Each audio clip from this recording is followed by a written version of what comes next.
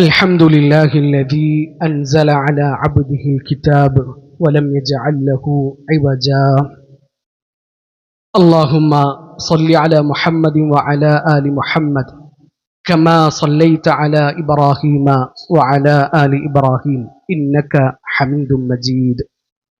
اللهم بارك على محمد وعلى آل محمد كما باركت على إبراهيم وعلى آل إبراهيم إنك حميد مجيد. أما بعد فإن خير الكلام كلام الله وخير الهدي هدي محمد صلى الله عليه وسلم وشر الأمور محدثاتها وكل محدثة بدعة وكل بدعة ضلالة وكل ضلالة في النار. أعوذ بالله من الشيطان الرجيم. يا أيها الذين آمنوا اتقوا الله حق تقاته ولا تموتن إلا وأنتم مسلمون. يا أيها الذين آمنوا اتقوا الله وقولوا قولا سديدا يصلح لكم أعمالكم ويغفر لكم ذنوبكم ومن يطع الله ورسوله فقد فاز فوزا عظيما. اللهم سبحانك لا علم لنا إلا ما علمتنا إنك أنت العليم الحكيم. رب اشرح لي صدري ويسر لي أمري واحلل عقدة من لساني يفقه قولي. അള്ളാഹുവിൻ്റെ മാർഗത്തിൽ ഞാനേറെ സ്നേഹിക്കുന്ന സഹോദരങ്ങളെ, സഹോദരിമാരെ, ജീവിതത്തിൻ്റെ മുഴുവൻ മേഖലകളിലും അള്ളാഹുവിൻ്റെ വിധിവിലക്കുകളും അള്ളാഹുവിൻ്റെ റസൂൽ സല്ലല്ലാഹു അലൈഹി വസല്ലമയുടെ സുന്നത്തും മുറുകെ പിടിച്ചുകൊണ്ട് ജീവിക്കണേ എന്ന് ഓർമ്മപ്പെടുത്തുകയാണ്, ഉണർത്തുകയാണ്. അള്ളാഹു നമ്മളെല്ലാവരെയും അതിന് സഹായിക്കട്ടെ. നബി സല്ലല്ലാഹു അലൈഹി വസല്ലമ അനുചരന്മാരുടെ കൂടെ ഒരു യാത്രയിലാണ്. ഒരു കോവർ കഴുതപ്പുറത്താണ് നബി സല്ലല്ലാഹു അലൈഹി വസല്ലമ സഞ്ചരിക്കുന്നത്. ബനു നജാറുകാരുടെ തോട്ടത്തിൻ്റെ അരികിലെത്തിയപ്പോൾ ആ കഴുത വല്ലാതെ പേടിച്ച് വരണ്ടിരിക്കുന്നു. അതൊരു തരം വെപ്രാളം കാണിക്കുകയാണ്. അതിൻ്റെ മുതുകിൽ നിന്ന് നബി സല്ലല്ലാഹു അലൈഹി വസല്ലമയെ താഴെയിടാനൊക്കെ അത് ശ്രമിക്കുന്നുണ്ട്. ഇപ്പം നബി സല്ലല്ലാഹു അലൈഹി വസല്ലമ നോക്കിയപ്പോൾ അവിടെ ഒരു 5-6 ഖബറുകളുണ്ട്. കൂടെയുള്ള സഹാബിമാരോട് അല്ലാഹുവിൻ്റെ റസൂൽ സല്ലല്ലാഹു അലൈഹി വസല്ലമ ചോദിച്ചു, മൻ യഅരിഫു അസ്ഹാബ ഹാദിഹിൽ അക്ബർ, ഈ ഖബറിൽ കിടക്കുന്ന മനുഷ്യന്മാരെ ആർക്കാണ് പരിചയമുള്ളത്?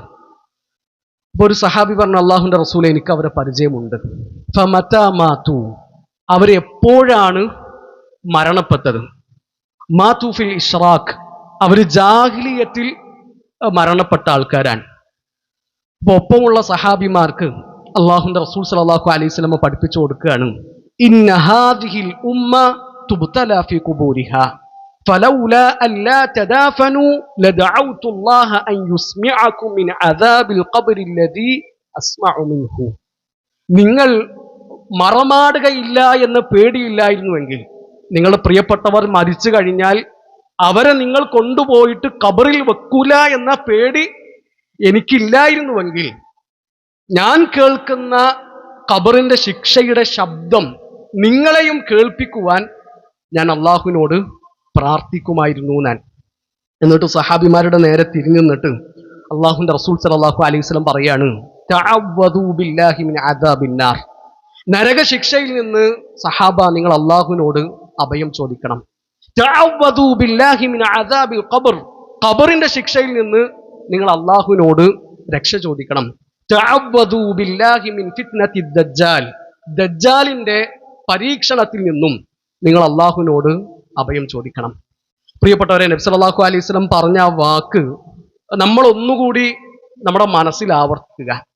നമ്മുടെ പ്രിയപ്പെട്ടവർ, നമ്മുടെ ഉപ്പ, ഉമ്മ, കുടുംബക്കാര്, കൂട്ടുകാര്, അവർ മരിച്ചു കഴിഞ്ഞാൽ അവരെ നിങ്ങൾ കൊണ്ടുപോയിട്ട് ഖബറിൽ വെക്കൂല എന്ന പേടി എനിക്കില്ലായിരുന്നുവെങ്കിൽ, ആ ഖബറിന്റെ ശിക്ഷ നിങ്ങളെ കേൾപ്പിക്കുവാൻ അള്ളാഹുവിനോട് ഞാൻ പ്രാർത്ഥിക്കുമായിരുന്നു എന്നാണ് നബി പറഞ്ഞത്.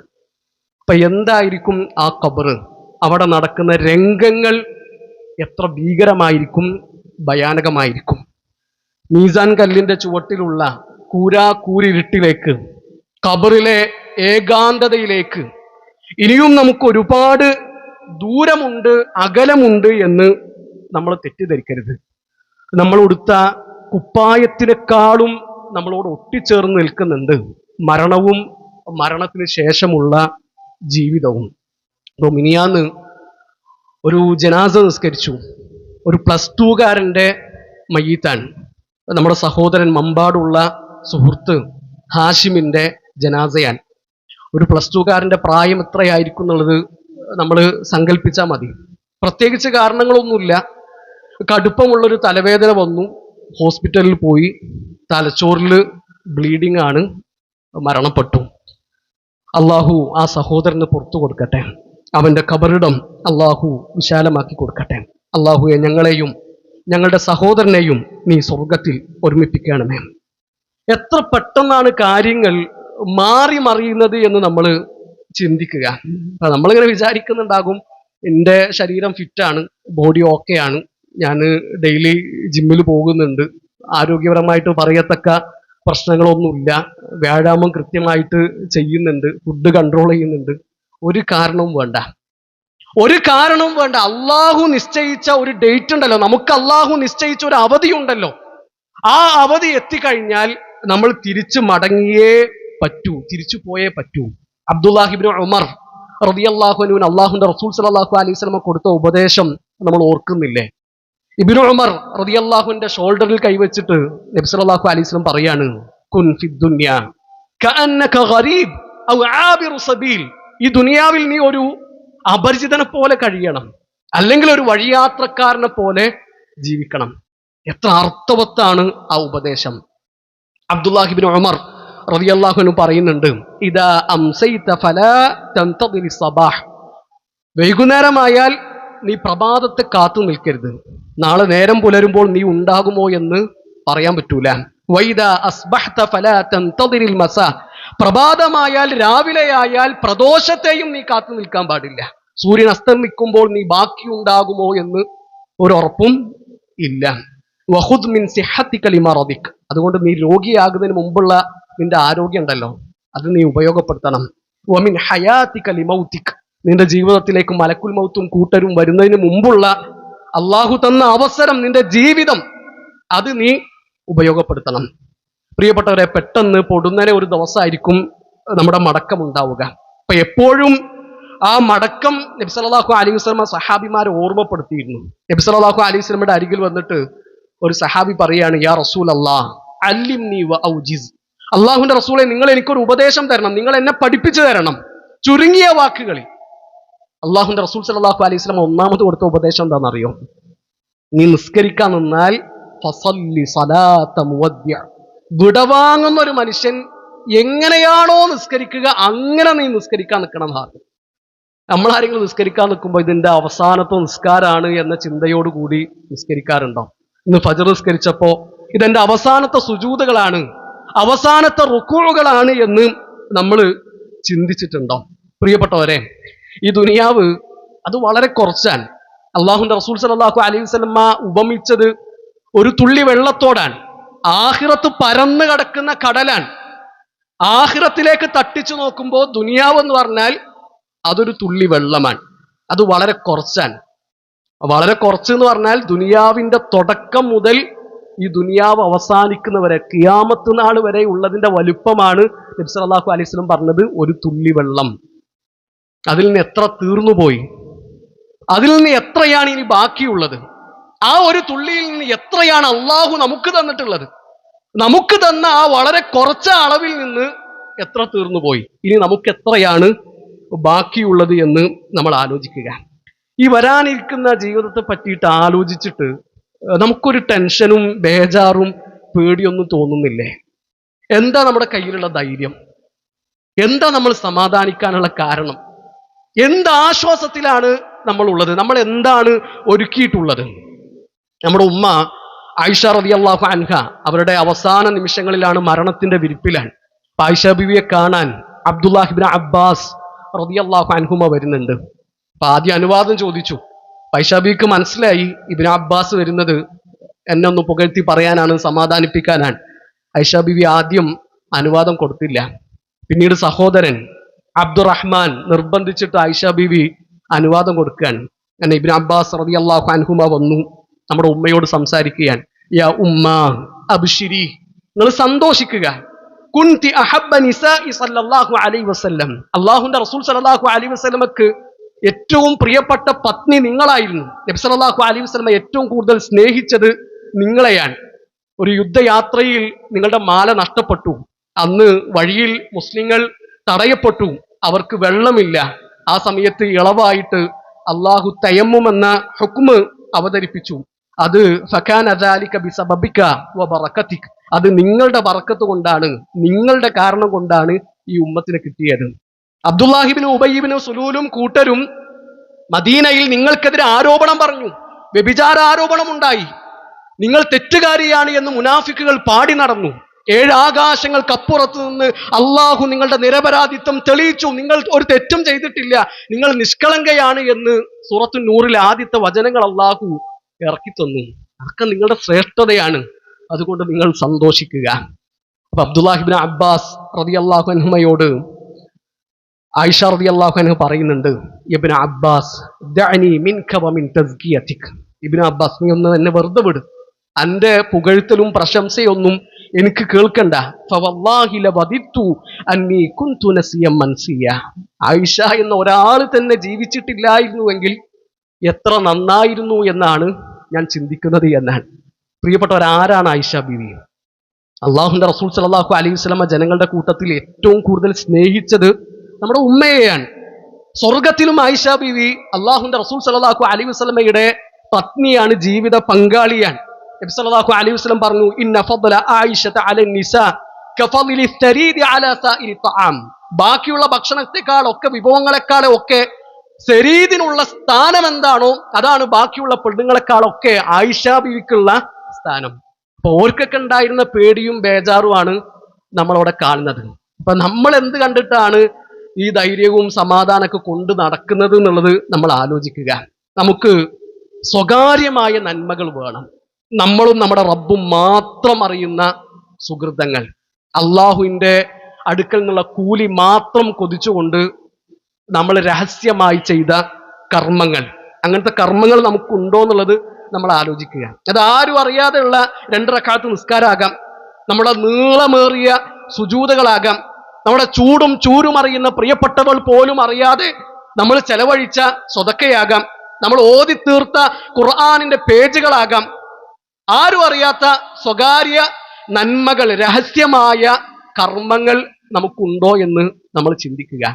അങ്ങനെ സ്വകാര്യമായിട്ട് അള്ളാഹുവിന്റെ അടുക്കൽ നിന്നുള്ള കൂലി മാത്രം കൊതിച്ചുകൊണ്ട് നമ്മൾ ചെയ്യുന്ന നന്മകൾക്കുണ്ടല്ലോ, അതിന് വേറെ തന്നെ ഒരു മധുരവും ഫീലിംഗും ഉണ്ട്. അതിന് അള്ളാഹു തരുന്ന സ്വീകാര്യതയും വളരെ വലുതായിരിക്കും. ബനൂ ഇസ്രായേലുകാരനായ ഒരാളെ പറ്റിയിട്ട് അള്ളാഹുവിന്റെ റസൂൽ സല്ലല്ലാഹു അലൈഹി വസല്ലം പറഞ്ഞു, അയാൾ തീരുമാനിക്കുകയാണെങ്കിൽ അതസദ്ദഖന്ന ലൈല ബിസദഖത്തിൻ, വളരെ സ്വകാര്യമായിട്ട് രഹസ്യമായിട്ട് ആരും അറിയാതെ ഞാൻ കുറച്ച് സ്വതക്ക കൊടുക്കാൻ തീരുമാനിച്ചിട്ടുണ്ട്. അള്ളാഹുവിന്റെ അടുക്കൽ നിന്നുള്ള കൂലി മാത്രമാണ് ഞാൻ കൊതിക്കുന്നത്. അങ്ങനെ രാത്രി അയാൾ രഹസ്യമായിട്ട് പുറത്തിറങ്ങി വഴിയിൽ കണ്ട ഒരാളെ സ്വതക്ക ഏൽപ്പിച്ചു. അയാൾ തിരിച്ചു പോന്നു. അപ്പൊ അന്ന് സ്വതക്ക കിട്ടിയത് ഒരു വേശ്യയുടെ കയ്യിലാണ്. ഇയാൾ ആരാണ് എന്താണെന്ന് നോക്കിയിട്ടില്ല, സ്വകാര്യമായിട്ട് സ്വതക്ക കൊടുക്കാൻ തീരുമാനിച്ചു. ആ സ്വതക്ക ഒരു വേശ്യന്റെ കയ്യിൽ കൊടുത്തിട്ട് തിരിച്ചു പോന്നു. അപ്പൊ നേരം പുലർന്നപ്പോ നാട്ടിലൊക്കെ ആകെ വർത്താനായി. ആരോ ഇന്നലെ കൊണ്ടുപോയിട്ട് തുസുദ്ദിക അല അസാനിയ, ഒരു വേശ്യക്ക് കൊണ്ടുപോയിട്ട് സ്വതക്ക കൊടുത്തിട്ടുണ്ട്, ആരാണ് ഈ സ്വതക്കൊക്കെ കൊടുക്കുന്നത്? അപ്പൊ അയാൾ പറഞ്ഞു, അൽഹംദുലില്ലാ അല അസാനിയ, സാരില്ല, ഞാനൊരു ഫക്കീറിന് കൊടുക്കണം എന്നാ വിചാരിച്ചത്, അത് കിട്ടിയത് ഒരു വേശ്യക്കാണ്, പ്രശ്നമില്ല. 2ാമത്തെ രാത്രിയും അയാൾ തീരുമാനിക്കുകയാണ്, ഇന്ന് രാത്രി ഞാൻ സ്വതക്ക കൊടുക്കും, സ്വകാര്യമായി രഹസ്യമായി ആരും അറിയാതെ അള്ളാഹുവിന്റെ അടുക്കലുള്ള കൂലി കൊതിച്ചുകൊണ്ട്. അങ്ങനെ 2ാമത്തെ രാത്രിയിലും അയാൾ സ്വതക്കയുടെ വിഹിതവുമായിട്ട് ഇറങ്ങി വഴിയിൽ കണ്ട ഒരാളെ സ്വതക്ക ഏൽപ്പിച്ചു, തിരിച്ചു പോന്നു.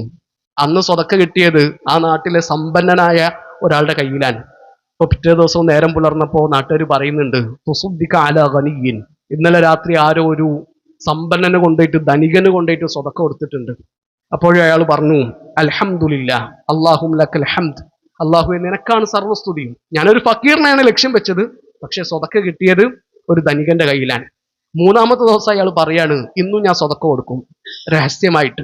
മൂന്നാമത്തെ ദിവസം അയാളുടെ സ്വതക്ക കിട്ടിയത് ഒരു കള്ളന്റെ കയ്യിലാണ്. അപ്പൊ അടുത്ത ദിവസം നാട്ടുകാർ പറഞ്ഞു, തുസുദ്ദിഖ അലാ സാരിഖിൻ, ഒരു കള്ളന് ഒരാൾ കൊണ്ടുപോയിട്ട് സ്വതക്ക കൊടുത്തിട്ടുണ്ട്. അപ്പോഴേ അയാൾ അള്ളാഹുവിനെ സ്തുതിച്ചു. ഈ സ്വതക്കകളൊക്കെ കൊടുത്തതിന് ശേഷം ഈ മനുഷ്യൻ സ്വപ്നം കാണുകയാണ്, ഇയാളുടെ 3 ദിവസത്തെ സ്വതക്കയും അള്ളാഹു സ്വീകരിച്ചിട്ടുണ്ട്. പിന്നെ ആ സ്വതക്ക കാരണം ആ നാട്ടിലുണ്ടായ മാറ്റം എന്താണെന്നറിയോ? അയാളുടെ സ്വതക്ക കിട്ടിയതോടുകൂടി വേശ്യ ആ പണി നിർത്തി. പണത്തിന് വേണ്ടിയിട്ടായിരുന്നു ആ ഏർപ്പാട് ചെയ്തിരുന്നത്, ഇനി അതിന്റെ ആവശ്യമില്ല. ആ വേശ്യ ആ ഏർപ്പാട് അവസാനിപ്പിച്ചു. ഇയാളുടെ സ്വതക്ക കിട്ടിയപ്പോൾ ധനികനായ മനുഷ്യൻ ആലോചിക്കുകയാണ്, എനിക്കും അള്ളാഹു കുറെ മുതലൊക്കെ തന്നിട്ടുണ്ടല്ലോ, പക്ഷെ ഞാൻ ആർക്കും ഇങ്ങനെ സ്വതക്ക ഒന്നും കൊടുക്കാറില്ല. അയാളുടെ പിശുക്കൊക്കെ മാറ്റിയിട്ട് അയാൾ ഒരു ധർമ്മിഷ്ഠനായി മാറിയെന്നാണ്. ഇയാളുടെ സ്വതക്ക കിട്ടിയതോടുകൂടി ആ കള്ളൻ മോഷണവും നിർത്തി. അപ്പൊ നമ്മൾ ചിന്തിക്കേണ്ടത്, ഇയാൾ ഇതൊന്നും ലക്ഷ്യം വെച്ചിട്ടല്ല സ്വതക്ക കൊടുത്തത്. അയാൾ ലക്ഷ്യം വെച്ചത് എന്താണ്? അള്ളാഹുവിന്റെ അടുക്കൽ നിന്നുള്ള കൂലി വേണം. വേറെ ആരും ഞാൻ ചെയ്യുന്ന ഈ നന്മ അറിയണ്ട. വളരെ രഹസ്യമായിട്ട് സ്വകാര്യമായിട്ട് അയാൾ ചെയ്തൊരു നന്മക്ക് അള്ളാഹു കൊടുത്ത റിസൾട്ട് എത്ര വലുതാണ്. ഇവരൊക്കെ മാറിയതിന്റെ കൂലി ഈ മനുഷ്യൻക്കാണ് കിട്ടുന്നത്. അത് സ്വകാര്യമായ നന്മക്ക് അള്ളാഹു കൊടുക്കുന്ന കൂലിയാണ്. നമുക്ക് അങ്ങനത്തെ സ്വകാര്യമായ നന്മകൾ ഉണ്ടാകണം. നമ്മളും നമ്മുടെ റബ്ബും മാത്രം അറിയുന്ന സുഹൃതങ്ങൾ. അങ്ങനത്തെ കുറെ ദോഷങ്ങൾ നമ്മൾ അടുത്തുണ്ട് അല്ലെ? നമ്മൾ ഒറ്റക്കാകുമ്പോൾ നമ്മുടെ കോലവും നമ്മുടെ മുഖവും എത്ര വികൃതമാണ് എന്ന് നമ്മൾ ചിന്തിക്കുക. സുഫിയാൻ ഇബ്നു ഉയൈന റഹിമഹുല്ലാഹു തആല പറയുന്നുണ്ട്, ലൗലാ സത്റുല്ലാഹി അലൈനാ മാ ജാലസനാ അഹദുൻ. അള്ളാഹുവിന്റെ മറ നമുക്കില്ലായിരുന്നുവെങ്കിൽ ഒരാൾ നമ്മുടെ കൂടെ ഇരിക്കുമായിരുന്നില്ല. അത് എത്ര സത്യമാണെന്ന് നമ്മൾ ചിന്തിക്കുക. ഹാറൂൺ റഷീദിന്റെ സൈന്യത്തിൽ 20,000 സൈനികരുണ്ടായിരുന്നു. ആ 20,000 സൈനികർ അവരുടെ സൈനിക രജിസ്റ്ററിൽ ഒപ്പുവെച്ചിരുന്നില്ല. അവർ ശമ്പളം കൈപ്പറ്റിയിരുന്നില്ല. അള്ളാഹുവിന്റെ അടുക്കൽ നിന്നുള്ളത് മാത്രം മതി എന്നാണ് അവർ തീരുമാനിച്ചത്. അതെന്തൊരു മനസ്സാൻ, അത് എത്ര നല്ല ഇഖ്ലാസാൻ. അപ്പൊ പ്രിയപ്പെട്ടവരെ, അങ്ങനത്തെ സ്വകാര്യമായ സുഹൃതങ്ങൾ ചെയ്ത് മുന്നേറുവാൻ നമ്മൾ പരിശ്രമിക്കുക. അള്ളാഹു നന്മകളിൽ മുന്നേറുവാൻ നമ്മളെല്ലാവരെയും സഹായിക്കട്ടെ.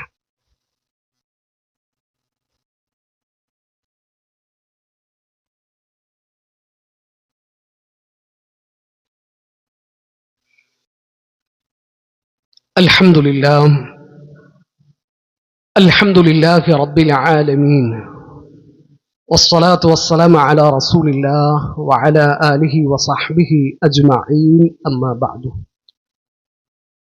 ഏറെ പ്രിയം നിറഞ്ഞ സഹോദരങ്ങളെ, സഹോദരിമാരെ, അള്ളാഹുവിനെ സൂക്ഷിക്കണേ എന്ന് ഒരിക്കൽ കൂടി ഓർമ്മപ്പെടുത്തുകയാണ്, ഉണർത്തുകയാണ്. അള്ളാഹു നമ്മളെല്ലാവരെയും അതിന് സഹായിക്കട്ടെ. നബി സല്ലല്ലാഹു അലൈഹി വസല്ലമയുടെ ഖുബാ പള്ളിയിൽ ഒരു ഇമാം ഉണ്ടായിരുന്നു, ഒരു അൻസാരിയായ സഹാബി. ആ സഹാബി ഇമാമ് നിൽക്കുമ്പോഴൊക്കെ, നിസ്കരിക്കുമ്പോഴൊക്കെ ആദ്യം സൂറത്തുൽ ഇഖ്ലാസ് ഓതും. സൂറത്തുൽ ഫാത്തിഹ കഴിഞ്ഞാൽ പിന്നെ സൂറത്തുൽ ഇഖ്ലാസ് ഓതും. പിന്നെയാണ് വേറൊരു സൂറത്ത് ഓതിയിരുന്നത്. വകാന യസ്നഉ ദാലിക ഫീ കുല്ലി റക്അ. എല്ലാ റക്അത്തിലും ഇങ്ങനെയാണ് ചെയ്യുന്നത്. അപ്പോൾ പിറകിൽ നിൽക്കുന്ന മഅ്മൂമീങ്ങൾ അവരയാളുടെ അടുത്ത് വന്നിട്ട് പറഞ്ഞു, നിങ്ങൾ എന്തിനാ ഇപ്പോ ഒറ്റ റക്അത്തിൽ തന്നെ ഇങ്ങനെ 2 സൂറത്തുകൾ ഓതുന്നത്? ഒന്നുകിൽ നിങ്ങൾ സൂറത്തുൽ ഇഖ്ലാസ് മാത്രം ഓതിക്കോളി, അല്ലെങ്കിൽ വേറെ ഏതെങ്കിലും ഒരു സൂറത്ത് ഓതിക്കോളി. എന്തിനാണ് എല്ലാ റക്അത്തിലും ഇങ്ങനെ സൂറത്തുൽ ഇഖ്ലാസ് ഓതുന്നത്? അപ്പൊ അൻസാരിയായ ഇമാമ് പറഞ്ഞു, ഞാൻ ഇമാമ് നിന്ന് നിസ്കരിക്കുകയാണെങ്കിൽ എനിക്ക് ഇങ്ങനെ നിസ്കരിക്കാൻ പറ്റുള്ളൂ. അതല്ല, നിങ്ങൾക്ക് വേറൊരാളെ ഇമാമ് നിർത്തണമെങ്കിൽ നിങ്ങൾ നിർത്തിക്കോളി, എനിക്ക് പ്രശ്നമില്ല. അങ്ങനെ അവസാനം ഈ വിഷയം അള്ളാഹുവിന്റെ റസൂൽ സല്ലല്ലാഹു അലൈഹി വസല്ലമയുടെ അരികിലെത്തി. അപ്പൊ നബി സല്ലല്ലാഹു അലൈഹി വസല്ലമ അദ്ദേഹത്തോട് ചോദിച്ചു, എന്താ ഇപ്പൊ നിങ്ങളെ മഅ്മൂമിങ്ങൾ പറഞ്ഞ കാര്യം അനുസരിക്കാൻ നിങ്ങൾക്ക് തടസ്സം? അവർ പറഞ്ഞതുപോലെ നിങ്ങൾക്ക് ഏതെങ്കിലും ഒരു സൂറത്ത് ഓതിയാ പോരെ? അപ്പൊ ആ സഹാബി പറഞ്ഞു, അള്ളാഹുവിന്റെ റസൂലെ, സൂറത്തുൽ ഇഖ്ലാസ് ഇന്നി ഉഹിബ്ബുഹ, ആ സൂറത്ത് ഞാൻ ഇഷ്ടപ്പെടുന്നുണ്ട്. നബി സല്ലല്ലാഹു അലൈഹി വസല്ലമ ആ ഇഷ്ടം അംഗീകരിച്ചു കൊടുക്കാൻ, ഹുബ്ബുക ഇയ്യാഹ അദ്ഖലകൽ ജന്ന, ആ സൂറത്തിനോടുള്ള ഇഷ്ടം നിങ്ങളെ സ്വർഗത്തിൽ പ്രവേശിപ്പിക്കട്ടെ എന്നാണ് നബി സല്ലല്ലാഹു അലൈഹി വസല്ലം ആ സഹാബിക്ക് വേണ്ടിയിട്ട് പ്രാർത്ഥിച്ചത്. അപ്പൊ നബി സല്ലല്ലാഹു അലൈഹി വസല്ലം അത് അംഗീകരിച്ചു കൊടുത്തു. അപ്പൊ ഈ സംഭവത്തിൽ നിന്ന് നമുക്ക് കിട്ടുന്ന 1-2 മെസ്സേജുകൾ. ഒന്ന്, ഖുർആനിൽ 114 സൂറത്തുകളുണ്ട്. ആ 114 സൂറത്തുകളുടെ കൂട്ടത്തിൽ എനിക്കേറ്റവും പ്രിയപ്പെട്ടത് ഈ സൂറത്താണ് എന്ന് പറയാൻ ഒരു സൂറത്ത് നമുക്കുണ്ടോ എന്നുള്ളത് നമ്മൾ ആലോചിച്ച് നോക്കുക. അങ്ങനത്തെ ഒരു കണക്ഷൻ ഖുർആനുമായിട്ടും ഖുർആനിലെ സൂറത്തുകളുമായിട്ടും നമുക്കുണ്ടോ? ഏറ്റവും ചുരുങ്ങിയത് ഡെയിലി നമ്മൾ പലതവണ ആവർത്തിച്ച് ഓതുന്ന ചെറിയ ചെറിയ അധ്യായങ്ങളെങ്കിലും അങ്ങനെ പ്രിയപ്പെട്ടതാക്കാൻ നമുക്ക് പറ്റിയിട്ടുണ്ടോ? പ്രിയപ്പെട്ടവരെ, ഓരോ സൂറത്തും അടുത്തറിയുമ്പോൾ ആ സൂറത്തിനെ നമ്മൾ സ്നേഹിക്കും. ആ സൂറത്തിനോട് വല്ലാത്തൊരു ഇഷ്ടം നമുക്കുണ്ടാകും. പിന്നെ ആ സൂറത്തുകൾ കൂടുതൽ അടുത്തറിയുക എന്നുള്ളതാണ് മാർഗം. ഇപ്പോൾ സൂറത്തുൽ കാഫിറൂൻ ഇറങ്ങാനുള്ള ഒരു കാരണം ഉണ്ടല്ലോ. മക്കക്കാര്, ഖുറൈശികൾ, പ്രമാണിമാർ അവർ നബി സല്ലല്ലാഹു അലൈഹി വസല്ലമയുടെ അടുക്കൽ വന്നു. മുഹമ്മദെ, എന്തിനാ നമുക്കിടയിൽ ഒരു പ്രശ്നം? നമ്മൾ ഒരേ നാട്ടുകാരാണ്, കുടുംബക്കാരാണ്. നമ്മളിങ്ങനെ തെറ്റിപ്പണങ്ങി നടക്കേണ്ട കാര്യമില്ലല്ലോ. ഒരു വർഷം നീ ഞങ്ങളുടെ ഇലാഹുകളെ ആരാധിക്കുക, അടുത്ത വർഷം നിന്റെ അള്ളാഹുവിനെ ഞങ്ങൾ ആരാധിക്കും. അവിടെയാണ് 7 ആകാശങ്ങൾക്ക് അപ്പുറത്തു നിന്ന് കനമുള്ള 6 ആയത്തുകൾ അള്ളാഹു ഇറക്കി കൊടുക്കുന്നത്. ഖുൽ യാ അയ്യുഹൽ കാഫിറൂൻ. ഈ സബബുൻ നുസൂലും സൂറത്തിറങ്ങാനുള്ള പശ്ചാത്തലമൊക്കെ അറിഞ്ഞിട്ട് ഒരാൾ ആ സൂറത്തുൽ കാഫിറൂൻ ഓതുമ്പോൾ അതിന് വേറെ തന്നെ ഒരു ടേസ്റ്റ് ഉണ്ട്. അബ്രഹത്തും കൂട്ടരും യമനിൽ നിന്ന് വന്നതും അവരെ അള്ളാഹു നശിപ്പിച്ച് ഇല്ലാതാക്കിയതും കഅബയെ അള്ളാഹു സംരക്ഷിച്ചതും ആനക്കലഹ വർഷമൊക്കെ ശരിക്ക് പഠിച്ചൊരാള് സൂറത്തുൽ ഫീൽ ഓതുമ്പോ അതിന് വേറെ തന്നെ ഒരു ഫീലാണ്. അയാൾ അലം തറ കൈഫ ഫഅല റബ്ബുക ബി അസ്ഹാബിൽ ഫീൽ എന്ന് ഓതുന്നതും ഈ ചരിത്രവും പശ്ചാത്തലമൊന്നും അറിയാത്ത ഒരാള് ആ സൂറത്ത് ഓതുന്നതും തമ്മിൽ മാറ്റമുണ്ട്. നബി സല്ലല്ലാഹു അലൈഹി വസല്ലമക്ക് വഹി നിലച്ചു. വഹി വന്നതിന് ശേഷം കുറച്ചു കാലം നബിക്ക് വഹി വരുന്നില്ല. അപ്പൊ മക്കക്കാര് കളിയാക്കാൻ തുടങ്ങി. എന്തേ മുഹമ്മദ്, എന്തേ ശൈത്താന്റെ കയ്യിൽ നിന്നുള്ള വഹി നിലച്ചോ? ബോധനം നിന്നുപോയോ?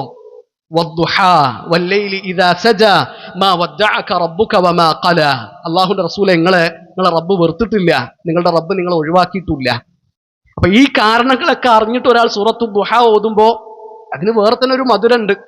അപ്പൊ അങ്ങനത്തെ ഒരു അടുപ്പം സ്ഥിരമായിട്ട് പതിവായിട്ട് നമ്മൾ ഓതുന്ന സൂറത്തുകളോടെങ്കിലും ഉണ്ടാക്കിയെടുക്കാൻ നമുക്ക് പറ്റണം. അപ്പൊ ഈ സഹാബിക്ക് സൂറത്തുൽ ഇഖ്ലാസ് പ്രിയപ്പെട്ടതാകാനുള്ള കാരണം എന്താണ്? ആ സൂറത്തിന് അത്രക്കും അടുത്തറിഞ്ഞത് കൊണ്ടാണ്. രണ്ടാമത്തെ ഒരു കാര്യം, ഇവിടെ ഈ സഹാബി ഒറ്റ നിസ്കാരത്തിൽ തന്നെ 2 റക്അത്തുകളിലും ഒരേ സൂറത്ത് ഓതാൻ. സൂറത്തുൽ ഇഖ്ലാസ് 2 റക്അത്തിൽ ഓതുന്നുണ്ട്. മാത്രമല്ല ഫാത്തിഹയ്ക്ക് ശേഷം 2 സൂറത്തുകൾ ഓതുന്നുണ്ട്. സൂറത്തുൽ ഇഖ്ലാസ് ഓതുന്നുണ്ട്, അതിന് പുറമെ വേറൊരു സൂറത്തും ഓതുന്നുണ്ട്. അപ്പൊ അത് അനുവാദമുള്ള കാര്യമാണ്. നബി സല്ലല്ലാഹു അലൈഹി വസല്ലമ അത് അംഗീകരിച്ചിട്ടുണ്ട്. അപ്പൊ ഒരാൾക്ക് വേണമെങ്കിൽ സൂറത്തുൽ ഫാത്തിഹ കഴിഞ്ഞാൽ ഒറ്റ റക്അത്തിൽ തന്നെ ഒന്നിലധികം സൂറത്തുകൾ ഓതണമെങ്കിൽ ഓതാം എന്നതിന് കൂടി ഈ സംഭവം തെളിവാണ്. ഒരിക്കൽ നബി സല്ലല്ലാഹു അലൈഹി വസല്ലമ തന്നെ ഫജ്ർ നിസ്കാരത്തിൽ 2 റക്അത്തുകളിലായിട്ട് സൂറത്തു സൽസല, ഇദാ സുൽസിലത്തിൽ അർദു സിൽസാലഹ എന്ന സൂറത്ത് ഓതിയത് നമുക്ക് കാണാൻ പറ്റും. അപ്പൊ ഒറ്റ റക്അത്തിൽ തന്നെ ഒന്നിലധികം സൂറത്തുകൾ ഫാത്തിഹയ്ക്ക് ശേഷം ഓതാം. ഒരേ സൂറത്ത് തന്നെ 2 റക്അത്തുകളിൽ ഓതണമെങ്കിൽ അതിനും നമുക്ക് അനുവാദമുണ്ട് എന്ന ഒരു കാര്യം കൂടി ഈ സംഭവത്തിൽ നിന്ന് നമുക്ക് കിട്ടും. ഏതായാലും അള്ളാഹുവിന്റെ കിതാബിലേക്ക് കൂടുതൽ അടുക്കാനും ചെറിയ ചെറിയ സൂറത്തുകളുടെ ആശയങ്ങളും തഫ്സീറുകളും പഠിക്കാനും നമ്മൾ ഓരോരുത്തരും പരിശ്രമിക്കുക. അള്ളാഹു നമ്മളെല്ലാവരെയും അതിന് സഹായിക്കട്ടെ.